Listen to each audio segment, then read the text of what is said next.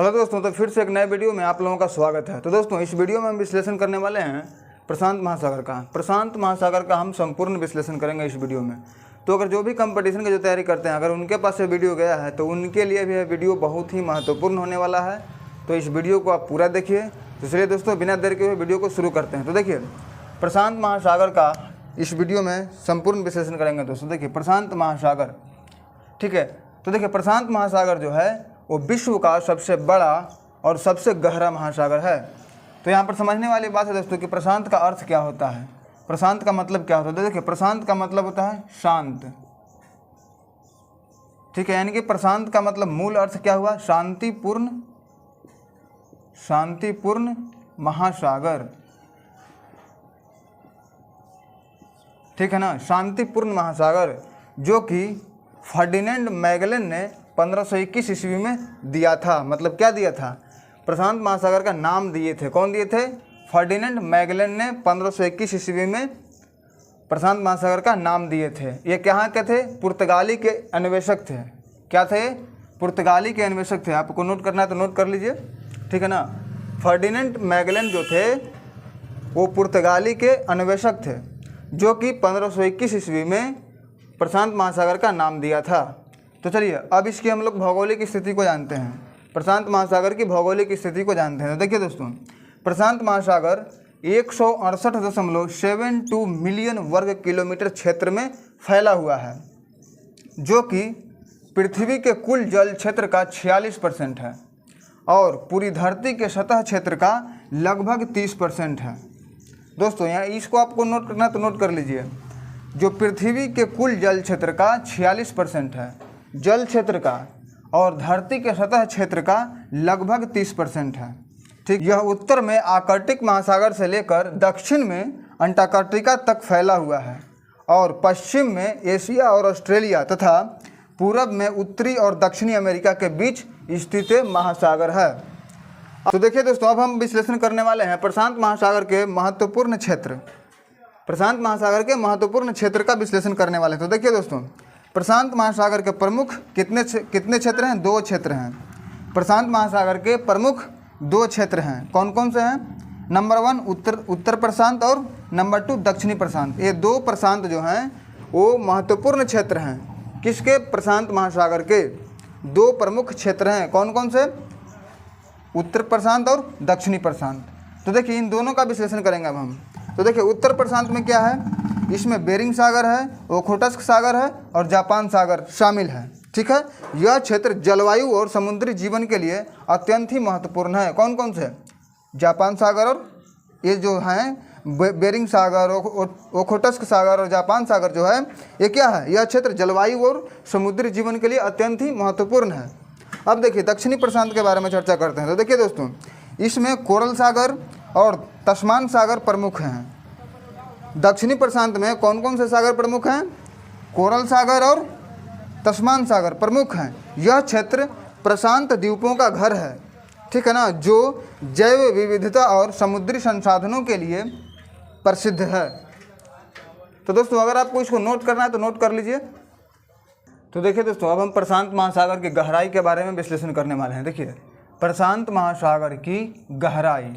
तो देखिए, प्रशांत महासागर की जो औसतन जो गहराई है वो है लगभग 4280 मीटर है।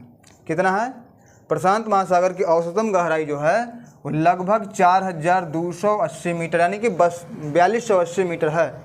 जबकि इसका सबसे गहरा बिंदु मारियाना ट्रेंच में चैलेंजर डीप है, जो कि 10,994 मीटर है, यानी कि लगभग 36,070 फीट है, गहरा है, ठीक है ना। यह पृथ्वी का सबसे गहरा स्थान है। कौन सा, ये है 36,070 फीट।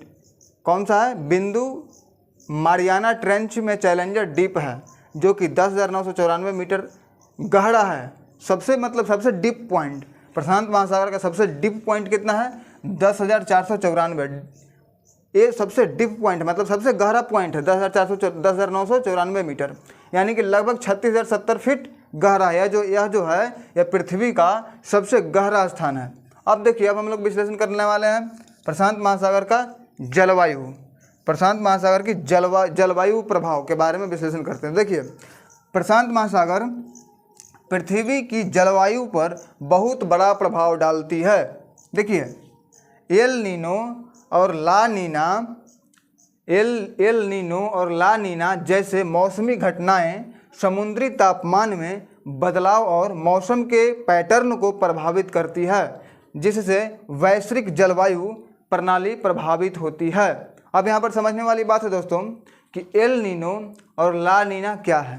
तो देखिए, ये एल नीनो और ला नीना ऐसी एक जटिल मौसमी घटनाएं हैं, बहुत बड़ी जटिल मौसमी घटनाएं हैं दोनों, एल नीनो और ला नीना। अब इन दोनों के बारे में भी विश्लेषण किया हुआ है, आप ध्यान से इस वीडियो को देखिए। देखिए दोस्तों, एल नीनो क्या कहता है। देखिए, यह तब होता है जब प्रशांत महासागर का तापमान सामान्य से अधिक हो जाता है, तब एल नीनो होता है। ठीक है ना, तब एल नीनो होता है, जिससे दक्षिणी अमेरिका में बाढ़ और दक्षिणी पूर्व एशिया में सूखे जैसी मौसमी समस्याएं उत्पन्न होती है।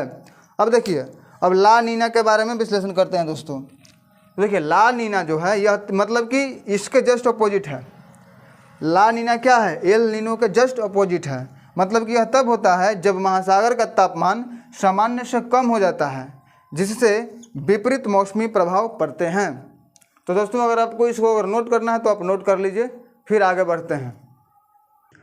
तब आइए दोस्तों, अब हम प्रशांत महासागर की जैव विविधता का विश्लेषण करने वाले हैं। प्रशांत महासागर की जैव विविधता, इसके बारे में विश्लेषण करने वाले हैं दोस्तों। तो देखिए, प्रशांत महासागर में जैव विविधता का अद्भुत खजाना मौजूद है।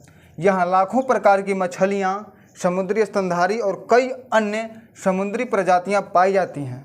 प्रशांत महासागर में कई कोरल रिफ्स पाए जाते हैं जो जैविक विविधता के केंद्र होते हैं। ठीक है ना। ग्रेट बैरियर रिफ दुनिया का सबसे बड़ा कोरल रिफ प्रशांत महासागर के पश्चिमी भाग में स्थित है। दुनिया का सबसे बड़ा कोरल रिफ क्या है, दुनिया का सबसे बड़ा है, कहाँ है, प्रशांत महासागर के पश्चिमी भाग में स्थित है। अब देखिए, प्रशांत महासागर का आर्थिक महत्व के बारे में विश्लेषण करने वाले दोस्तों। प्रशांत महासागर का आर्थिक महत्व, तो देखिए, प्रशांत महासागर वैश्विक व्यापार का एक मुख्य मार्ग है। यहाँ चीन, जापान, दक्षिण कोरिया और संयुक्त राज्य अमेरिका जैसे प्रमुख आर्थिक शक्ति वाले देश इसके किनारे स्थित हैं। किसके किनारे स्थित है, प्रशांत महासागर के किनारे स्थित है। कौन कौन से, चीन, जापान, दक्षिण कोरिया और संयुक्त राज्य अमेरिका, इसी के किनारे स्थित है। ठीक है ना। और इन देशों के बीच में भारी मात्रा में व्यापार इसी महासागर के रास्ते होती है। कौन से महासागर के रास्ते होती है, प्रशांत महासागर के रास्ते होती है।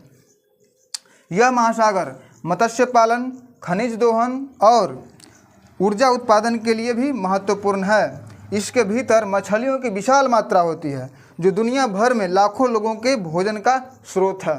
तो दोस्तों, अब हम विश्लेषण करने वाले हैं दोस्तों प्रशांत महासागर में भौगोलिक प्लेट्स और ज्वालामुखी गतिविधियाँ, इसका विश्लेषण करने वाले हैं। तो देखिए दोस्तों, प्रशांत महासागर की सीमा में कई सक्रिय भौगोलिक प्लेट्स हैं जो रिंग ऑफ फायर कहलाने वाले क्षेत्र को बनाती है। यह क्षेत्र ज्वालामुखी गतिविधियों और भूकंपों के लिए जाना जाता है। जापान, इंडोनेशिया और न्यूजीलैंड जैसे देश इसी क्षेत्र में आते हैं। तो आप सभी लोग जानते हैं कि जापान में कितना भूकंप आता है, इसी क्षेत्र में आते हैं। ठीक है ना। अब हम क्या चर्चा करने वाले हैं, प्रशांत महासागर में प्रमुख द्वीप समूह, प्रशांत महासागर में प्रमुख द्वीप समूह के बारे में विश्लेषण करते हैं। तो देखिए दोस्तों, प्रशांत महासागर में हजारों द्वीप समूह फैले हुए हैं, परंतु उनमें से प्रमुख 5 द्वीप समूह हैं। कितने हैं, 5 द्वीप समूह, प्रमुख 5 द्वीप समूह। कौन कौन से, नंबर 1 हवाई द्वीप समूह, नंबर 2 फिलीपींस द्वीप समूह, नंबर 3 फिजी द्वीप समूह, नंबर 4 ताहिती द्वीप समूह, नंबर 5 न्यू गिनी द्वीप समूह।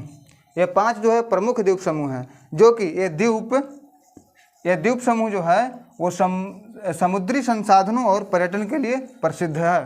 तो दोस्तों, अगर आपको नोट करना है इसमें से, उसको आप नोट कर लीजिए। ये नोट कर लीजिए आप, प्रशांत महासागर में मुख्य जो 5 द्वीप है ना, इसको आप नोट कर लीजिए। हवाई द्वीप समूह, फिलीपींस द्वीप समूह, फिजी द्वीप समूह, तिहाती द्वीप समूह, न्यू गिनी द्वीप समूह, ये 5 आप नोट कर लीजिए। ये जो द्वीप समूह हैं समुद्री संसाधनों और पर्यटन के लिए प्रसिद्ध है।